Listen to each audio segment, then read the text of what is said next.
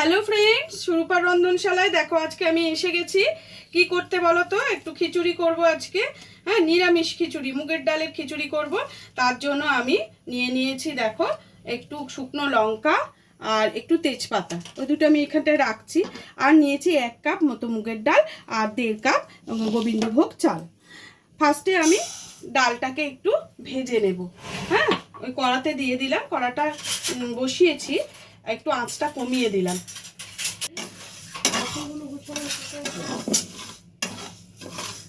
ডালটাকে আস্তে আস্তে আমি একটু নেড়ে নিচ্ছি।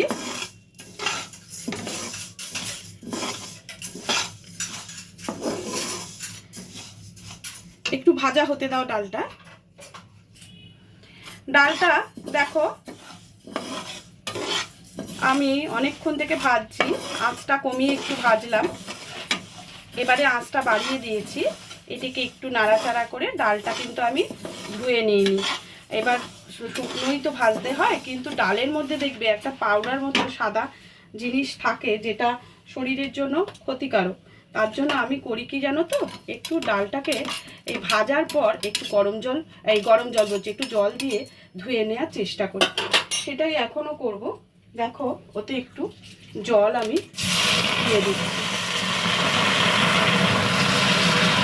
দিয়ে এইটাকে আমি একটু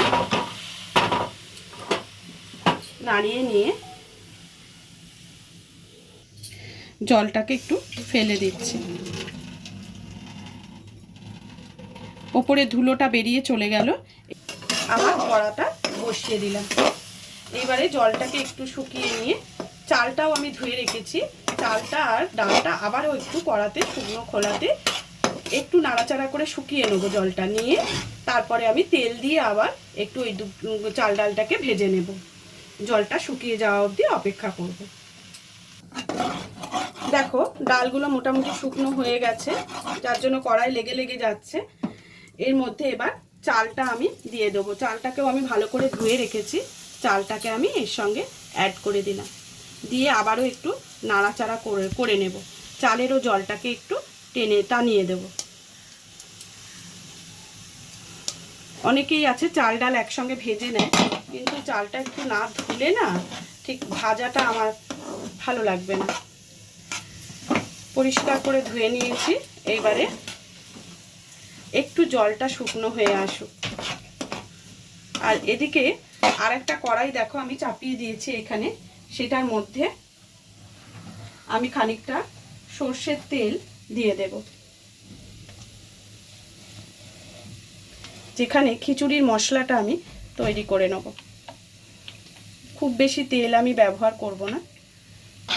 এদিকে চাল ডালটা আমি আস্তে আস্তে নাড়তে থাকছি।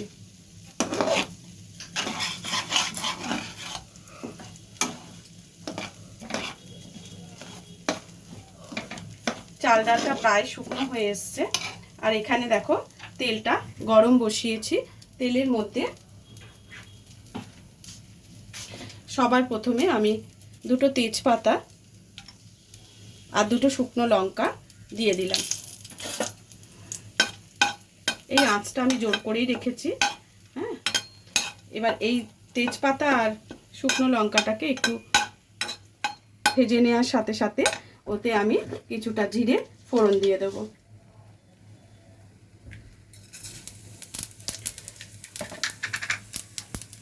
তোমরা যতটা চাল ডাল নেবে সেইভাবেই কিন্তু মশলাটা অ্যাড করবে। দেখো জিরেটা মোটামুটি হালকা ভাজা করব। এটা হওয়ার সাথে সাথে 1 ইঞ্চি আদা আর একটা টমেটোকে পেস্ট করে নিয়েছি। সেই পেস্টটা কড়ার মধ্যে আমি ঢেলে দেব।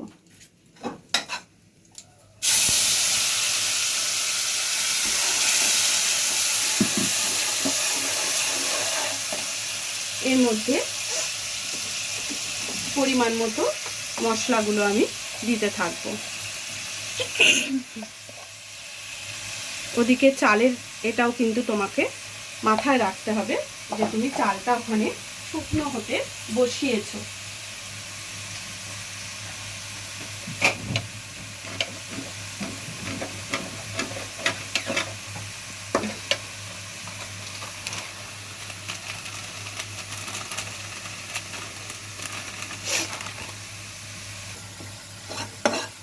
মশলাগুলো এর সঙ্গে ভালো করে নেড়ে নেব।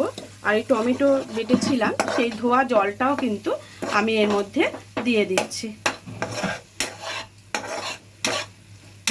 দেখো বেশ মশলাটা এখানে একটু কষতে থাকবো, আবারও একটুখানি জল দিয়ে দেবো, দিয়েই কষতে থাকবো।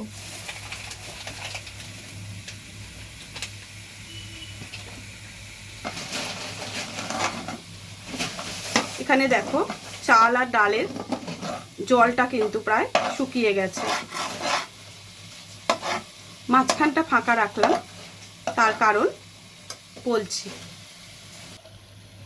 এর মধ্যে আমি এবার একটু জিরের গুঁড়ো আর ধনের গুঁড়ো আমার মেশানো ছিল, সেটা একটু দিয়ে আবারও একটু জল দিয়ে দেবো, দিয়ে আবারও এটাকে কষতে থাকবো। এটাকে ভালো করে কষে নেবো। আর ওটা হচ্ছে হোক, আঁচটা কমিয়ে দিলাম।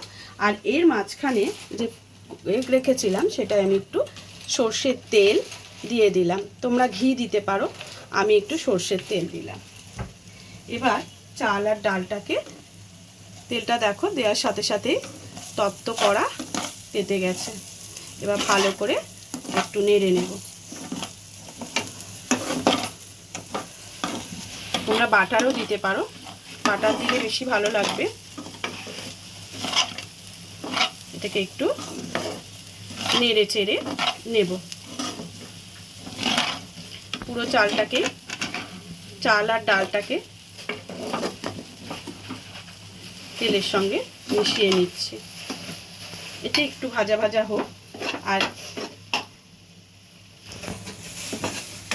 এদিকে দেখো মশলাটা আমার মোটামুটি কষা হয়ে গেছে। এতে আমি আরেকটু কাশ্মীরি লঙ্কার গুঁড়োটা দেব।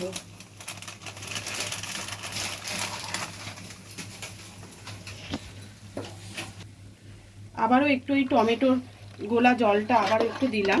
এবার আঁচটা জোর করে নেবো, কেননা আমাকে এবার মশলাটা ওখানে দিতে হবে।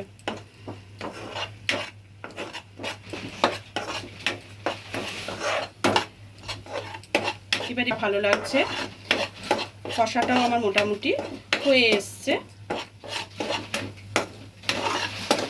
আদা টমেটোর কাঁচা গন্ধটা চলে গেলেই জানবে কষাটা হয়ে গেছে। এইটাকে আরেকটু নেড়ে নিলাম। এটা আঁচটাও আমি বাড়িয়ে দিলাম। দেখো এটাও তেল দিয়ে নাড়াচাড়া হয়ে গেছে, তেলের সঙ্গে সুন্দরভাবে মিশে গেছে। চাল ডাল দুটোই ভালো মতো নেড়ে নিয়েছি আমি, ঠিক আছে তো? সুন্দরভাবেই সবটাই তেলের সাথে মিশে গেছে। আর এখানেও আমার মশলাটা কষা হয়ে গেছে। এবার এটার মধ্যে আমি খানিকটা জল দিয়ে দেব।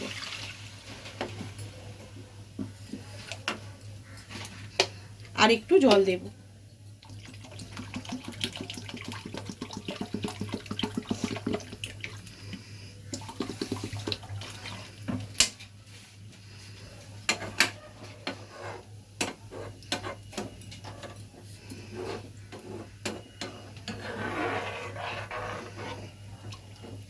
জলটা হালকা গরম হতে থাক,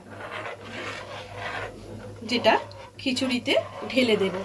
একেবারে মশলাও দেওয়া হয়ে গেল, আর এই জলটাও খিচুড়ির জন্য একদম পারফেক্ট।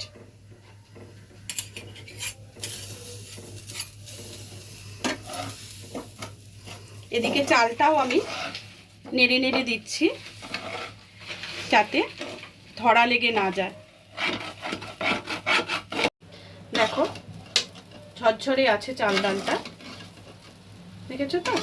এইবারে আমি যেখানে মশলাটা কষেছিলাম সেই কষে যে জলটা ঢেলেছিলাম, এই যে জলটা এবার এতে অ্যাড করে দেবো।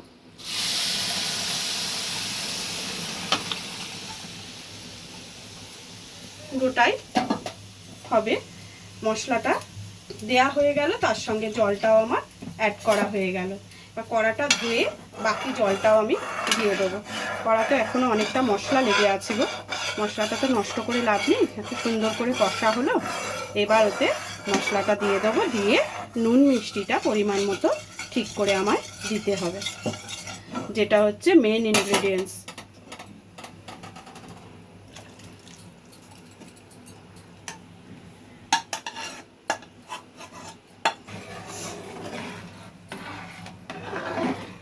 এবার এটাকে একটু ভালো করে নেড়ে দিলাম।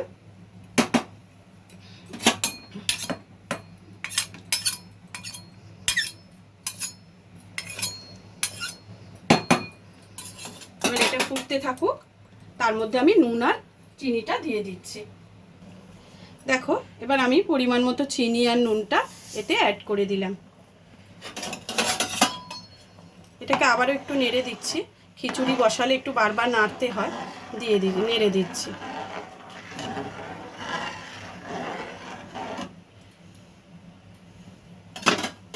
এবার এটা হতে থাক, আমি আবার ঘুরে আসছি।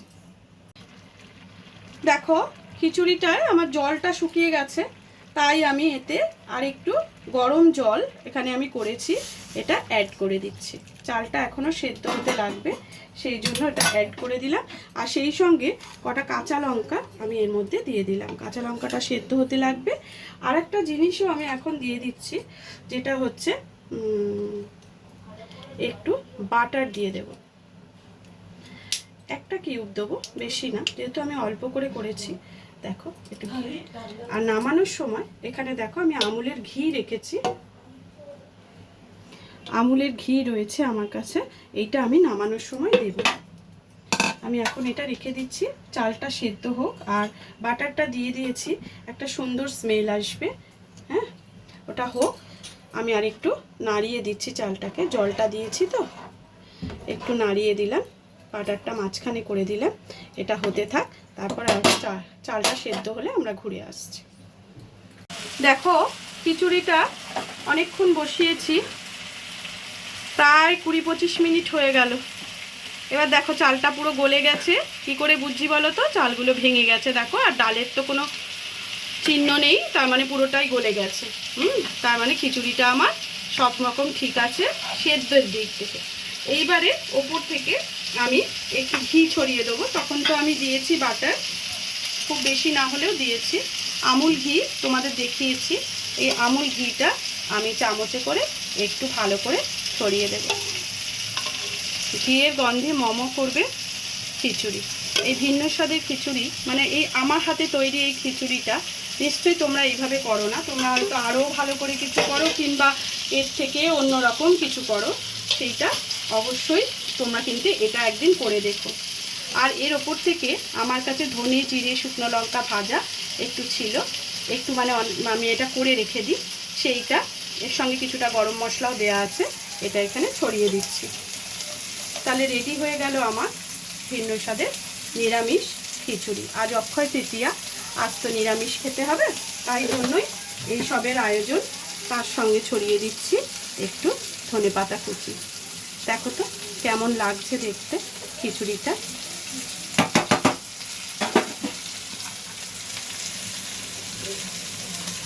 বলো, তাহলে আজকের মতো খিচুড়ির ভিডিওটা আমি তোমাদের সঙ্গে শেয়ার করলাম। কেমন হয়েছে অবশ্যই জানিও। আর পরবর্তী ভিডিও নিয়ে আবারও আমি চলে আসবো তোমাদের কাছে। টাটা।